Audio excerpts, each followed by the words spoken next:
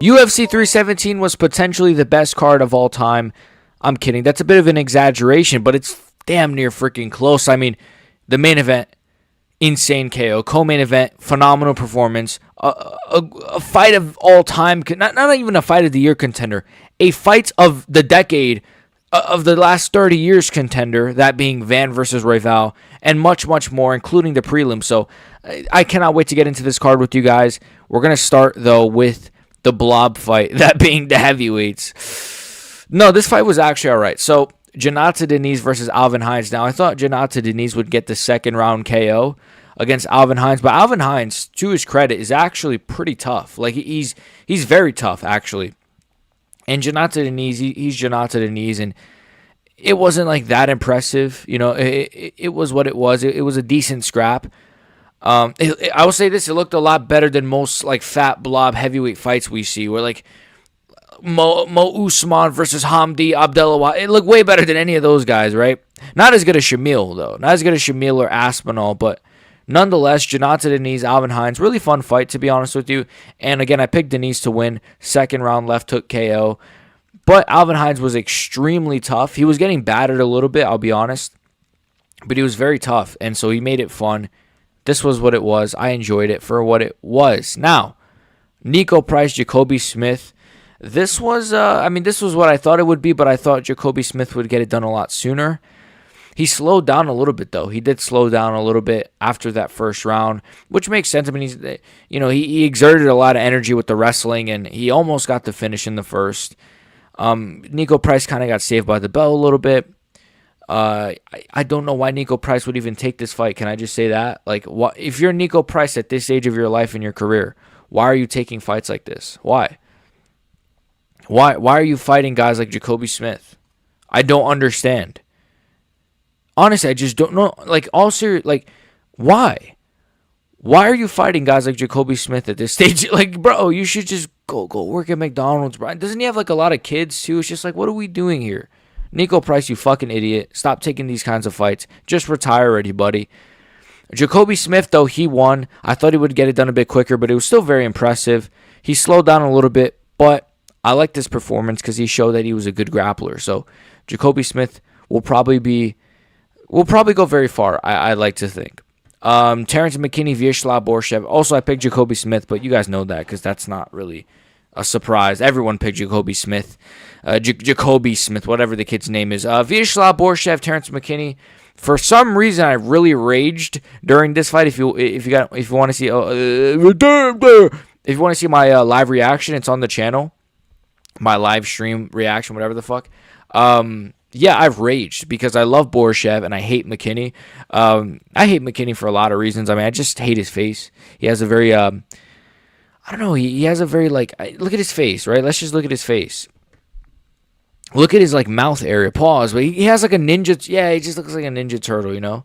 I said ninja. I didn't say the N-word. No, all jokes aside, though. Viacheslav, Borshchev, Terrance McKinney. He just Hamzat Chimaev, Viacheslav, Borshchev. I picked Borshchev to win like a dummy. Part of that is because I like Borshchev and I'm a bit biased. But I also thought he'd be able to grit out a decision. But no, he's shit, and I felt really bad because he had the Santa Claus hat after the fight. But McKinney won. It is what it is. I hope someone flatline kills McKinney very soon. No, all jokes aside, though, very impressive from McKinney. He's probably one of the best first-round fighters we have in the sport right now. So, honestly, great Performance from McKinney. Yeah, not much else to say. Viviane Araujo versus Tracy Cortez. Now, the jiggle physics in this one were crazy. I'm kidding. They were, but no. This was it was a women's fight, but Tracy Cortez was pretty dominant. I guess is that the word dominant? She did her thing. I guess I don't really know what else to say. It's a women's fight. She dominated in a very woman's fashion. No offense, no sexism, but Tracy Cortez, make me some tostadas. No, I'm kidding. No, all jokes aside, though, it was what it was. It was a woman's fight. Not much else to say. Cortez looked better than I thought she would, but I thought she would win a decision. But 30-27 is impressive. Yeah. Hyder Amil versus Jose Miguel Delgado. I picked Hyder Amil. Big mistake by me. So my picks at this point are like a little bit up and down, right? I picked Hyder Amil to win. He gets fucking KO'd like instantly by Jose Delgado. Like instantly, 20 seconds in, just KO'd. It's really not much to say. You know, Delgado is very freaking good. I should have trusted him to win this fight. I should have picked him to win this fight. He is a blockhead young Mexican.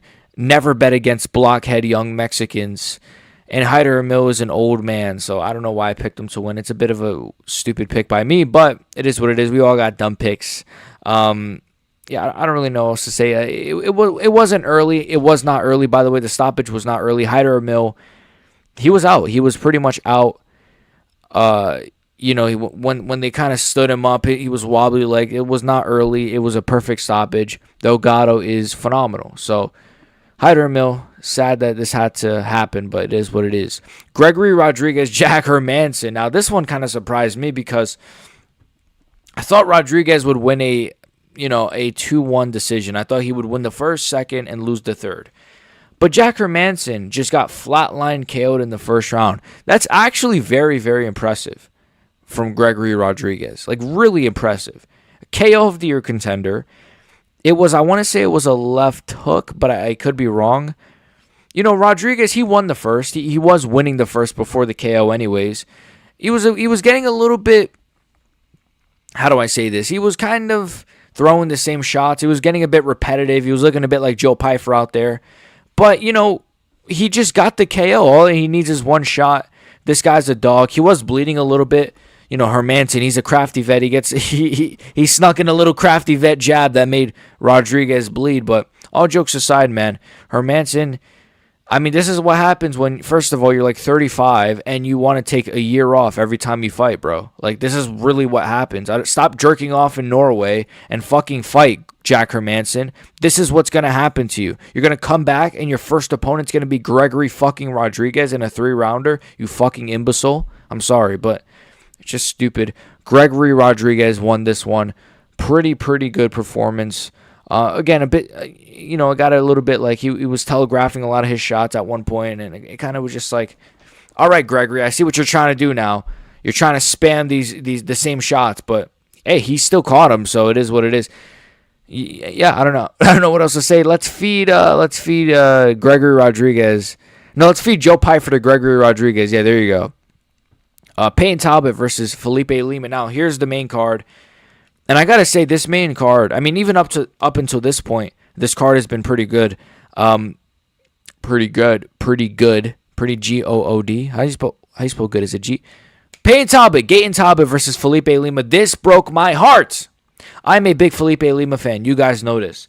I picked Felipe Lima to win. Just like the rest of the planet picked Felipe Lima to win. But Payton Talbott is a lot better than we all thought.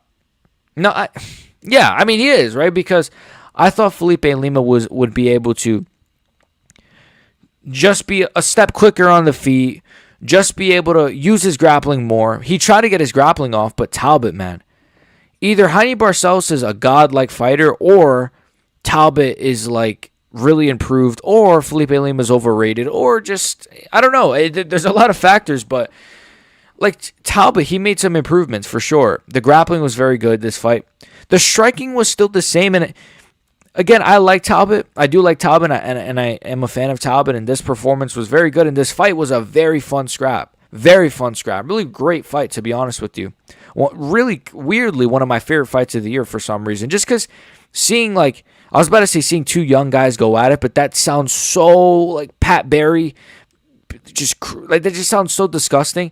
Seeing two young prospects have this high-level fight on the main card of a pay-per-view, like, it really warmed my heart. So I love this fight, to be honest. But Payton Talbot, he did still show some holes, right? Like, he has pretty awful head movement. I'll say that. Like, Felipe Lima, he landed some really nice shots on Talbot. Really nice shots, to be honest with you. And I think he won round 1 or 2. I forget what round it was. He won at least round 1, I want to say. I think it was round 1 Felipe Lima won. It might have been round 1 or 2. Fuck, I don't know, but he won one of the rounds, but like Talbot was just a step ahead of him. He was the one getting his wrestling off, making reversals on Lima. When Lima would try to take him down, he would be on full mount, raining down some shots. he was landing some good shots on Lima as well. But Lima's got a good chin, and he moves out the way really well. So overall, I thought this was a great fight. Payton Talbott, he's not a fraud. He's not a fraud. I'm not gonna call him a fraud anymore. I didn't see Frank Ocean in the crowd though, so that was interesting. I don't know if he was like hidden somewhere. I don't know if maybe he was shoved up Talbot's. I don't know where he was, but yeah, Felipe Lima, I'm sad he lost. I picked him to win, but it is what it is. I'm glad that the experiment of Payton Talbott is not over, because he is a star, right? He is a star, or he could be a star at least. He has a lot of star potential, even though he is gay. Anyways, Beneil Dariush Moicano. Now, so from this point on, all my picks were right. Beneil Dariush. Not a lot of people did pick Dariush, to be fair. I picked Beneil Dariush to beat Renato Moicano. Yeah. So, no. All jokes aside, though, I did pick him to win. I said he was going to win a decision. I said his grappling would be better than Moicano's. I said he would be a bit stronger than Moicano and be able to hold down Moicano. But we saw a little bit of that, and he did get dropped in the first. But it was just like his striking was not that bad. He was landing a lot of body kicks on Moicano. And Moicano, he's good. I mean, is he good, though? I mean, this wasn't a good look for him. This really wasn't a good look for him. It's not that Dariush is shit either, which is why I picked him to win. Because, I mean, it's kind of crazy he hasn't fought in like 2.5 years. But he's not shit. Like, Beneil Dariush is not a shit fighter. He's not at least before the 2 KOs back-to-back, he wasn't. I mean, he got killed by Armin and Charles back-to-fucking-back. But before that, he was stuffing takedowns from Gamrot and shit, and dropped Gamrot, and he beat guys like Ferguson, which is not that impressive. But Dariush was good. Then he lost to 2 elite guys. Then he took a couple years off. Now he's back. I just trusted him to win a crafty vet Beneil Dariush decision. I know he's the same age as Moicano, but still, you know what I mean. And he did do that. Again, Moicano, he didn't have that much success on the feet. I thought he would have a little bit more success on the feet, but Moicano, he slowed down, man. Like I saw people saying, "Oh, Dariush looks slow. He looks old." Yeah, but Moicano slowed down a lot too, man. He did. He really slowed down a lot. So this was just kind of like 2 old guys fighting. It was really kind of just. It was like Jones versus Stipe all over again. No, but this was just. It was what it was. It was the unks at the back of the cookout in the backyard fighting over who can flip the last burger. It's just. I think Dariush, though. He did all right, and he won the fight, and I thought he would win. I thought there was going to be a bit more grappling from Dariush, or at least I thought he'd have way more success with it, but he still had a bit of success, and he won the fight. So, now let's get on to the last 3 fights. The last 3 fights, oh my God. This is like, honestly, Joshua Van versus Brandon Royval. Might be too early to say this. Definitely fight of the year. Undisputedly fight of the year. Potentially the greatest fight I've ever seen. Potentially. This fight was like, I just don't know what to say. I really don't know what to say. And one thing I will say about these Myanmar fans, bro, if you guys look at my live stream reaction to this card, it has about 40,000 views. Now, that's accumulated from people coming in and out, obviously. People staying, people coming in and out, people popping in. Those are not botted views. They're not botted. The likes, it has 100 and something likes. I gained about 100 subscribers. The only other time this happened was on Joshua Van's last card that he was on, which I forget what card it was.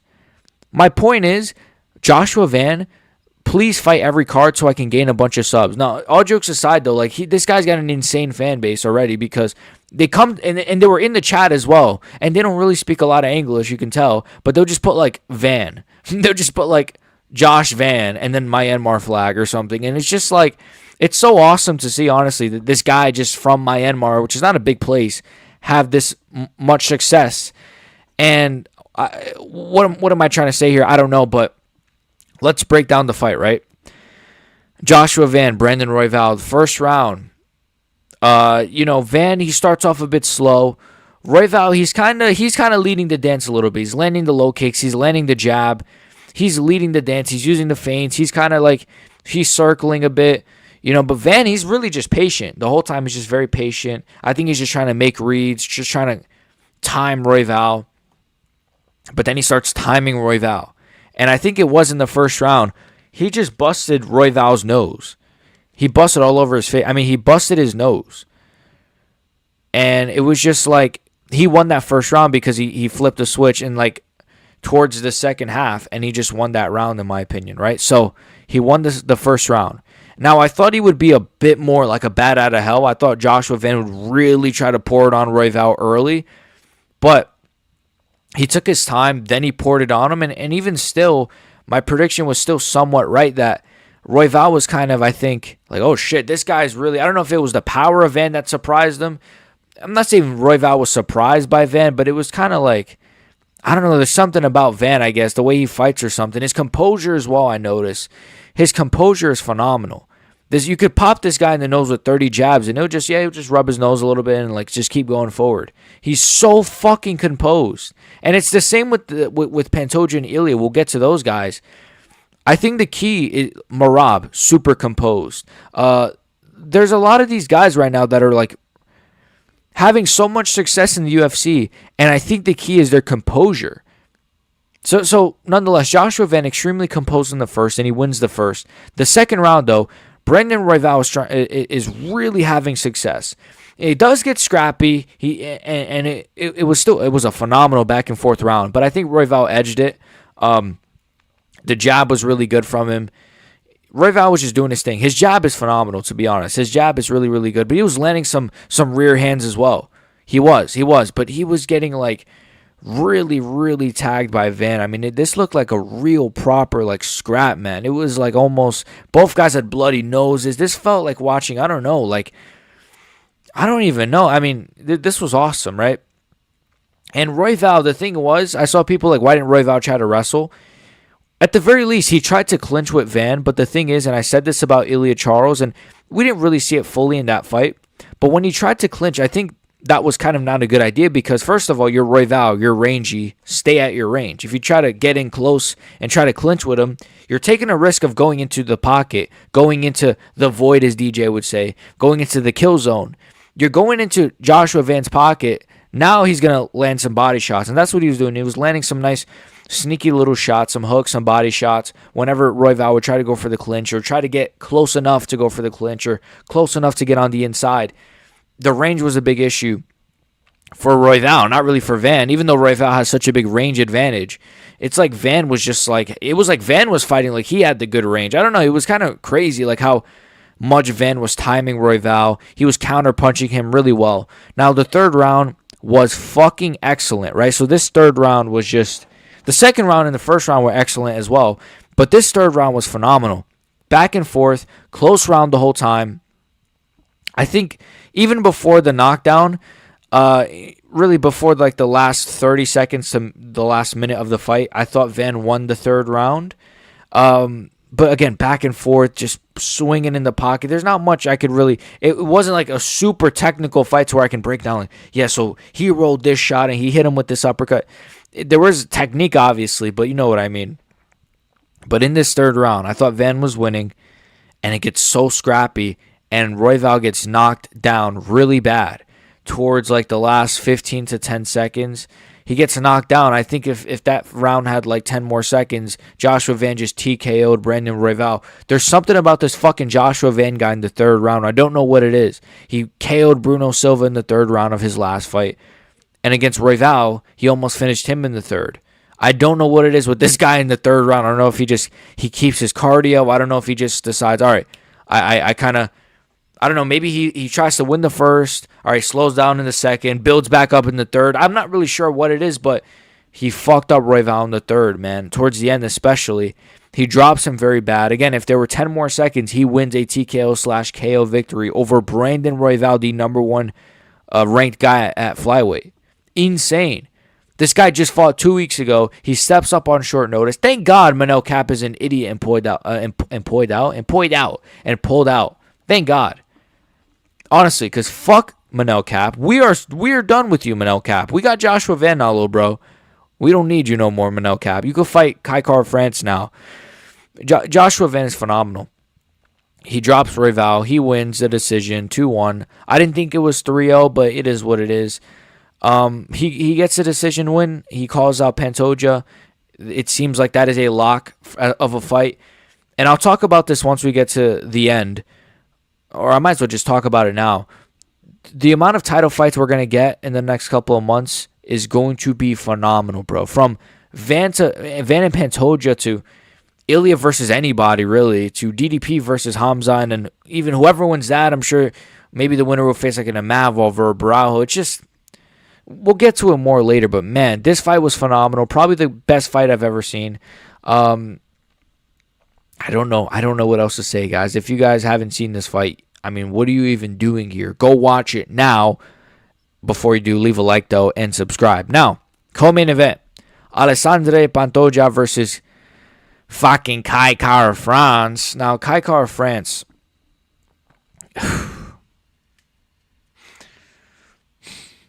Kai Kara-France, you cringe little gnome. I actually like Kai Kara-France.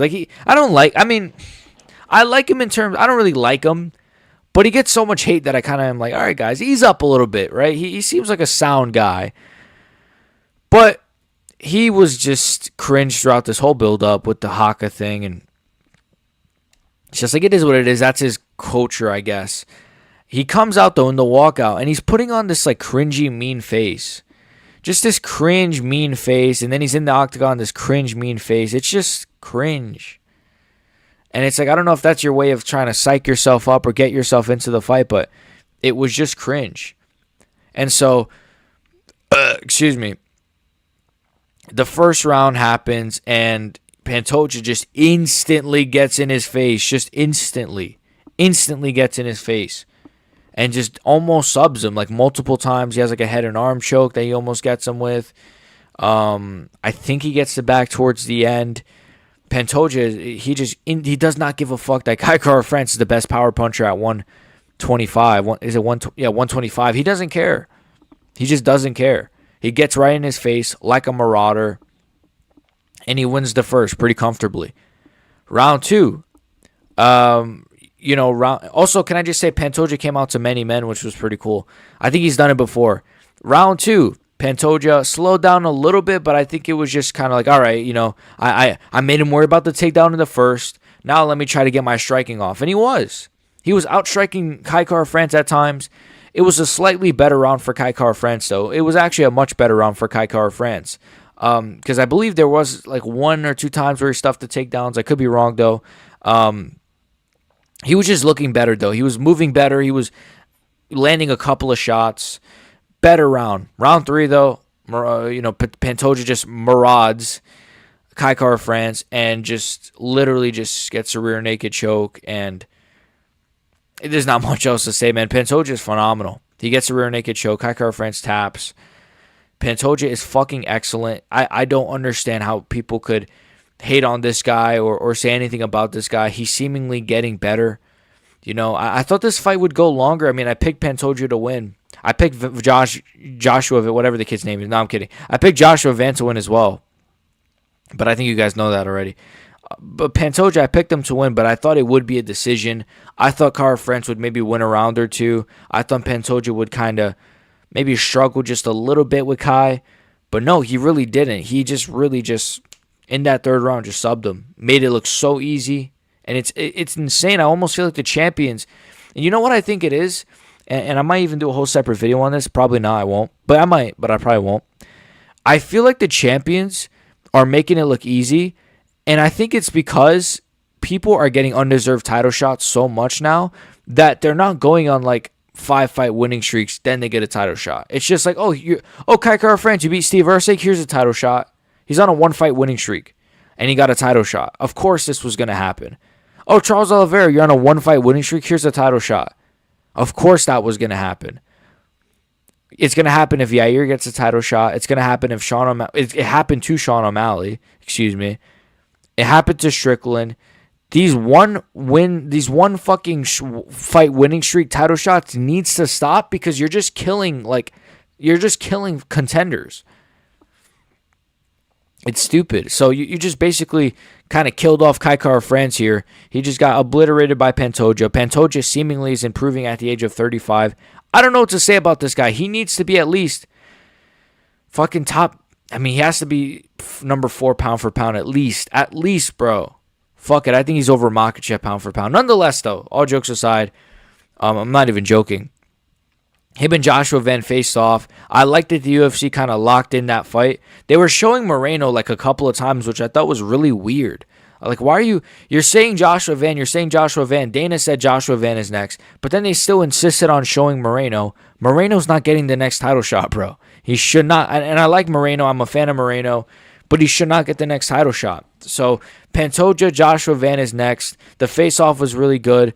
Pantoja was looking at Joshua Van like he was a snack or something. It was kind of gay, but, much respect to Pantoja. I felt like he was trying to mog him or something, but great face-off. It was really good, and I'm really hyped for that fight, man. I'm really, really hyped for Royval versus Pantoja. Van versus poor Royval. I mean, he was one fight away from getting a title shot, man. He probably should move up to bantamweight, but I'm really hyped for Van versus Pantoja. Like, really hyped for that fight, bro. That's gonna be one of those where it's just like, I mean, I think Pantoja would win that, but like Van is improving every fight, and it's still going to be a scrap. I think. I don't think it would be super easy for Pantoja or Van, if you're going to pick him to win. I love that fight, so I'm going to be so hyped for that when it happens. Pantoja is phenomenal, and I hope people start respecting Pantoja as the fighter he is. The crowd didn't really give him much of a reaction either. I feel like the crowd was a little bit quiet for Royval Van. I don't know. Maybe that's just me. I feel like they weren't as loud as they should have been for Royval Van. Maybe I'm wrong, though. I mean, they had moments where they were screaming their heads off, but I don't know if they weren't mic'd up. I don't know if it was just filled with a bunch of rich white casuals in the crowd. But nonetheless, co-main event, phenomenal. And Royval Van, phenomenal. And this main event, Ilia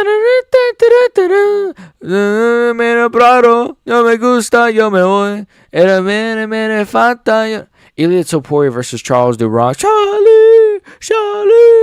No, we didn't get to hear that tonight. Sorry, guys. Again, I did a separate video on this, but obviously we're gonna break it down.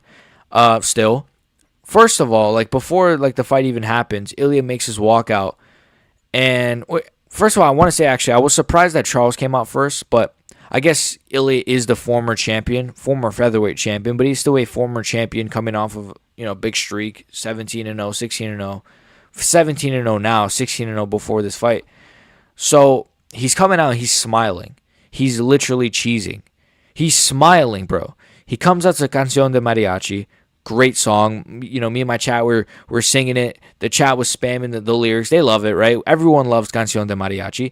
Then he gets in the octagon, still smiling, and they do the introductions, And bro, I want to tell you guys this: the amount of hype I had for this fight, my heart, I was about to have a heart attack. I was so hyped up for this fight. I haven't felt this way about a fight since honestly, I can't even name you. I was pretty hyped for Adesanya Duplessis. Adesanya Duplessis, I guess, would be the last fight, which, I don't know. I was really hyped for that one, to be honest, especially because the build-up and the trash talk. This one was just special, man. You could feel it. You could feel how special this one was. And it starts, and instantly they just clash like bulls. Charles goes right in front of him. Ilia goes right, in front of him. They're just kind of going at it, right? And Charles, I thought he was kind of not lying, but he was saying I'm just going to go forward like I always do. And I was like, no, maybe Charles, he's just saying that, he's not going to reveal his game plan, right? He literally just went forward like he always does. And they kind of get in the clinch a little bit, and Charles, he has him against the cage. And Ilia, before even the clinch, by the way, Ilia's already landing his jab on Charles. Charles lands a couple of right hands, but none of them landed clean. They end up in the clinch against the cage, and Ilia Topuria reverses a takedown or a bit of a sweep or a trip attempt. I'm not really sure exactly what it was, but Charles has the clinch against him, and he reverses it. Now Ilia's on top. He goes for the crucifix. He kind of gets it a little bit, but Charles moves out the way. Ilia's trying to get up. Charles goes for the heel hook, the leg lock, whatever you want to call it. I was kind of worried because it's close. It was on the bad leg of Ilia. It's not really a bad leg. He just had surgery on it or something, but it's not really a bad leg. It was on that leg of Ilia. And he gets out of it, and he's like telling Charles to get up or whatever, or the ref stands him up. I'm not really sure what happens. I think he's just standing and kicking at the leg. Charles is doing Charles stings. He's got his hands behind his head. Charles stings, right? And then the ref tells him to get up. It wasn't Ilia that told him to get up. It was the ref.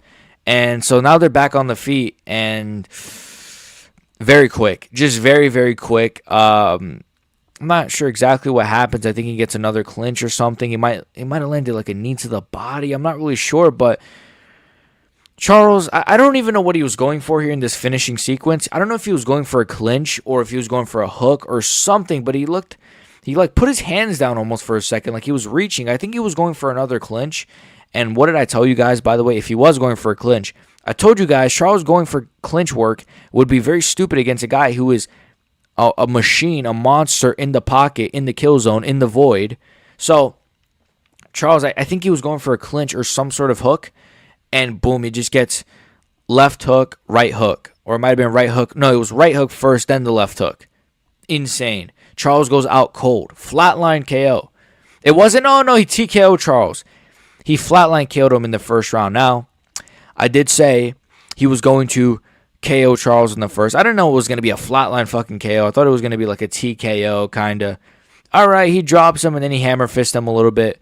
I was close, right, because he did get like 2 hammer fists off, but it wasn't like, you know what I mean. So flatline KOs him in the first. Charles Oliveira glossy-eyed. It was a weird visual. It still is a kind of a weird visual because, like, I'm trying to think, like, I mean, we've never really seen Charles KO'd like that, of course, but it's just like, this guy is like giving us like nightmare visuals. I love Ilia and he's my favorite fighter now at this point, but he's giving us like nightmarish visuals. To be honest, I wasn't rooting for Charles. I'll be honest. I'm not saying that I was rooting for this supervillain, but I am saying that because at the end of the day, Ilia Topuria, though he's a supervillain, though he's KOing all of our favorites, this guy is doing it in a way where I'm like, I can't even hate that he's doing it. That he's doing this to our favorites. I can't even hate on it. He's KOing them so impressively. I would much rather this happen to my favorite fighters than fucking, I don't know, them lose decisions and them lose robberies. Imagine if Charles got robbed or got robbed by Ilia specifically. That'd be a lot worse than him. I don't know. For me personally, I'd rather see him get flatline KO'd than robbed because at least then it's like you could transfer Charles' star power to Ilia. So nonetheless, though, Ilia Topuria is on track to become the greatest of all time. Dare I say he's already the most skilled fighter we've ever seen. This guy, he didn't look small in the cage like everyone was saying. That's why I did all those videos on those narratives, because they were dumb fucking narratives. Oh, he's going to look too small against Charles. He looked super, super wide, bro. Super wide. So to my surprise, he looked really thick, man. Like, pause, hey, yo, but his back is so wide. This guy's deceptively strong. I do think he could still get muscled around by a guy like Armin, but it's just like his technique is phenomenal. His groundwork, he was passing guard against Charles Oliveira in the first round when they're both dry. Insane. He also cut Charles. I didn't mention this, but he cut Charles earlier in the round with something. I'm not sure if it was a jab or something. Probably a jab. Nonetheless, man, this was just a phenomenal, perfect performance from Ilia. And I'll say this. Charles Oliveira, like, you know, I'm sorry it had to be you, because I wish it was Islam Makhachev that had to suffer this fate. Honestly. Because Islam Makhachev, he dodged a fucking nuclear missile. Can we just say that? He would have got flatline KO'd by Ilia. I said this before this fight, that Ilia would have killed Islam Makhachev in the octagon, of course. And I'm saying it after, and it's confirmed now to me. He would have destroyed Islam Makhachev. He would have.